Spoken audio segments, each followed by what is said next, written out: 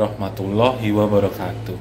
Bertemu lagi dengan saya Aditya Pradipta Hernanda dalam kali ini dalam tugas analisis isu kontemporer ya, yaitu dengan peningkatan kasus COVID-19 di Kabupaten Tapin.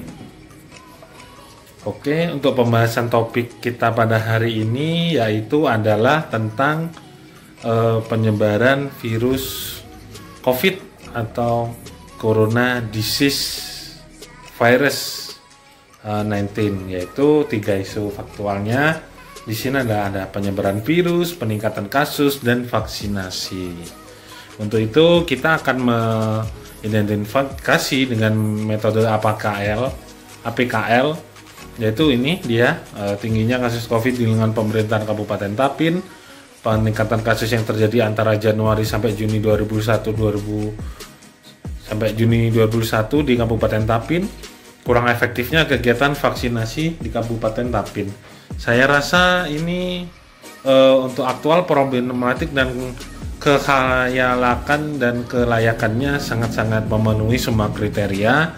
Makanya kita memakai metode USG, yaitu urgency, seriousness, dan growth, di mana ini memakai skala 1 sampai 5. Ini sudah ada 3 isu dengan yang paling prioritas adalah peningkatan kasus yang terjadi antara Januari sampai Juni 2021 di Kabupaten Tapin. Dari kesimpulannya adalah dari identifikasi bahwa peningkatan kasus infeksi COVID-19 yang terjadi di Kabupaten Tapin nilai tertinggi dan layak untuk dianalisis. Nah, kita menggunakan di sini fishbone diagram. Bisa dilihat di sini, yaitu ada faktor internal seperti orang asing, kurangnya kesadaran masyarakat akan prokes, kemudian ada perkantoran, kurang ketatnya protokol kesehatan, di mana di situ masih longgarnya protokol kesehatan, kemudian pemakaian AC dan kurangnya sirkulasi udara di perkantoran itu juga yang menyebabkan. Sedangkan faktor eksternalnya adalah kalau di Kabupaten Tapin ini adalah banyaknya karyawan tambang yang domisilinya dari luar Kabupaten Tapin, dan banyak juga dari mereka yang dari Jawa, sehingga setiap kali cuti masuk dan banyak juga yang positif setelah pulang dari cuti. Kemudian mobilitas masyarakat yang masih tinggi, di mana di sini ada pengajian, ada haul, ada macam-macam. Ke pasar, masyarakat masih mengerjakan itu. Jadi mobilitasnya di Kabupaten Tapin ini termasuk tinggi untuk di kotanya. Kemudian ada sarana dan prasarana, yaitu vaksinasi yang tidak merata. Jadi tidak meratanya ini bukan karena jumlah vaksinnya yang kurang, bukan. Akan tetapi kesadaran dari masyarakatnya yang kurang, kemudian targetnya sendiri untuk vaksinasi itu kurang.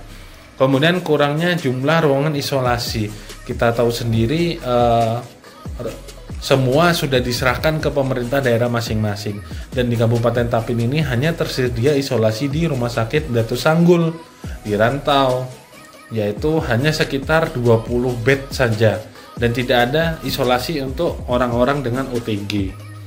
Jadi ini analisis SWOT-nya dengan strength kekuatan itu ada dokter umum, TNI Polri, dan pemadasan PPKM Mikro. Kemudian kelemahannya adalah tidak ada atau kurangnya kesadaran masyarakat, kemudian mobilitas masyarakat yang masih tinggi. Di sini ada peluangnya adalah melakukan vaksinasi massal, kemudian membatasi sementara tempat usaha dan hiburan yang ada di sini. Kemudian ada threat atau ancaman, yaitu ketidakpatuhan masyarakat tentang program kesehatan, yang mana di sini meliputi 5M. Jadi masyarakat masih belum terlalu patuh seperti itu. Terus masyarakat tidak percaya dengan adanya COVID-19 ini. Nah, ini seperti ini. Saya membuat bagan, yaitu yang pertama rencana kegiatannya adalah pembatasan mobilitas masyarakat atau PPKM Mikro. Di sini stakeholdernya yang paling berperan adalah polisi dan tentara. Jadi pemeriksaan di zona merah dan menjalankan PPKM Mikro. Kita tahu sendiri PPKM Mikro ini sudah masuk ke desa dan ke RT-RT. Jadi yang diharapkan dari PPKM Mikro ini adalah menekan mobilitas masyarakat agar menurunkan risiko penularan.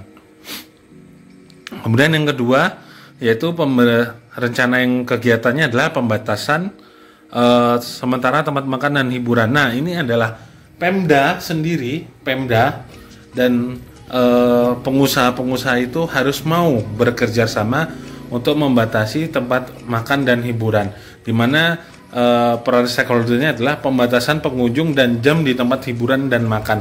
Jadi misalnya mereka tutup jam 10, diawalkan tutupnya habis Isya jam 8 atau sebelum Isya jam 7. Jadi dibatasi. Jadi ini menekan mobilitas masyarakat untuk tidak berkerumun di sini. Seperti kafe biasanya jam 12, jam 10 kita suruh tutup atau jam 9 kita suruh tutup supaya mengurangi dari kerumunan-kerumunan tersebut.